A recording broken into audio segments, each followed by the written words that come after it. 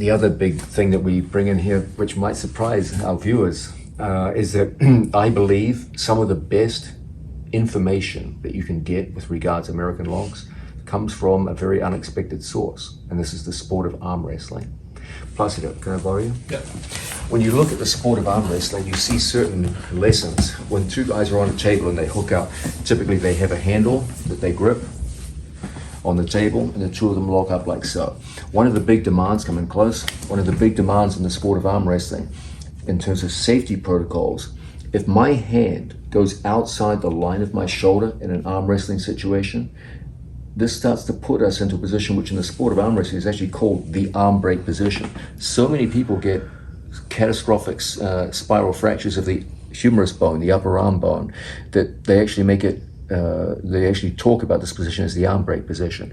The more I open my chest away from my arm that I'm using in the arm wrestle situation, the more likely it is that I'm going to suffer a spiral fracture of the upper arm. So what good arm wrestlers do is they focus on keeping the hand inside the shoulder.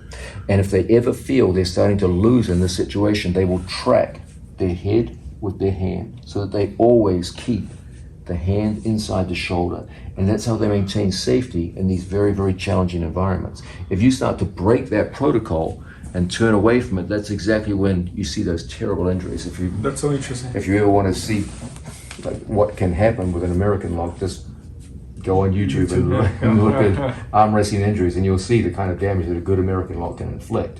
Now, my thing was when I started understanding there was this relationship between arm wrestling and the American lock, so what are the lessons we can draw here? And what you see is there are certain things that can make the American lock less effective from a defensive perspective. I've always got to keep my hand inside the shoulder.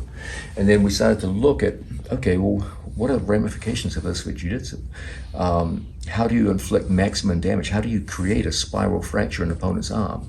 And many of the conclusions I came to with my research on the American lock came from the sport of arm wrestling and lessons learned in that regard.